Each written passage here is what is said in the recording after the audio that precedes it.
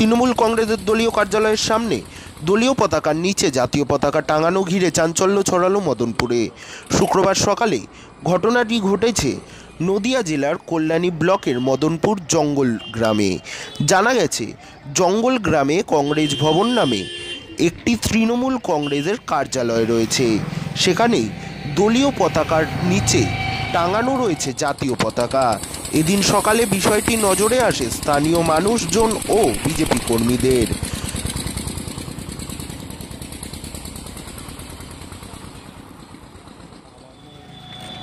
জাতীয় পতাকা অবমাননার অভিযোগ তুলে তারা তীব্র প্রতিবাদ জানান।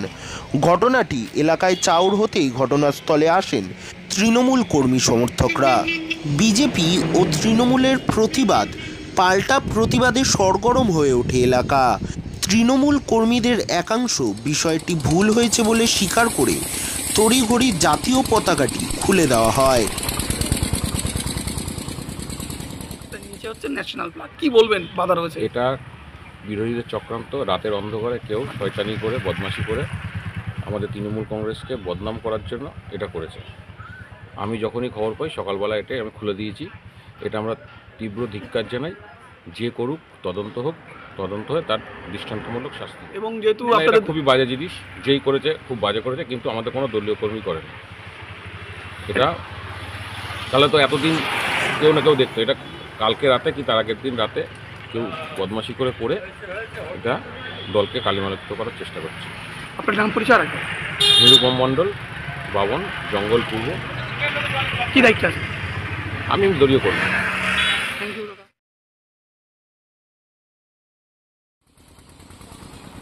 তৃণমূল কর্মীদের অভিযোগ, তৃণমূলকে বদনাম করতে রাত্রের অন্ধকারে কে বা কারা জাতীয় পতাকা লাগিয়েছে। তাদের দাবি, যারা এই ঘটনার সঙ্গে জড়িত প্রশাসন তাদের খুঁজে শাস্তি দিক। অন্যদিকে বিজেপির অভিযোগ, জাতীয় পতাকা অবমাননা রুখতে সাধারণ মানুষের অধিকার আছে প্রতিবাদ করা। কারণ এটা সাধারণ নাগরিকও এই বিষয়টা নিয়ে প্রতিবাদ করতে পারে, কিন্তু এই বিষয়টা নিয়ে যারা দেখলাম কিছু তৃণমূল সমর্থক যারা খুলতে এসেছিল তারা অনেকে মানে রুখে এসছে, আবার অনেকে তারা নত স্বীকারও করেছে, যেটা আমাদের একটা ভুল। কিন্তু এরকম ভুল তো এটা সাধারণ মানুষ যারা অন্তত রাজনীতির সাথে যুক্ত আছে তাদের এই ধরনের ভুল হয়তো কখনোই উচিত না। কিন্তু এটা পলিটিক্যাল না। আজকে জাতীয় পতাকার অবমাননা করছে, এটা সাধারণ প্রত্যেক নাগরিকের অধিকার আছে এই প্রতিবাদ করার। তা সেখানে দাঁড়িয়ে আমার বক্তব্য হচ্ছে, তাহলে চটি চাটতে কি তাদের মস্তিষ্ক খারাপ হয়ে গেছে?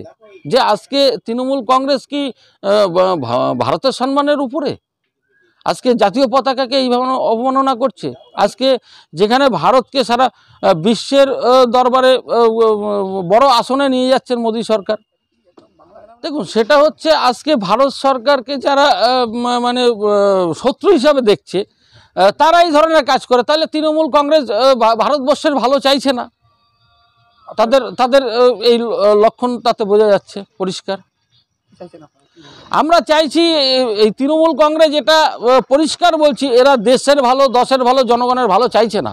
এরা চাইছে এটা আরেকটা বাংলা পাকিস্তান মুসলিম রাজ্য তৈরি, মানে দেশ তৈরি করার জন্য পরিকল্পনা। আপনারা দেখতে পাচ্ছেন মালদাতেও কিভাবে আপনারা অনলাইনে জঙ্গি মানে কার্যকলাপের প্রকল্প চালাচ্ছে, দেখতে পাচ্ছেন তো, সবই আপনারা জানেন।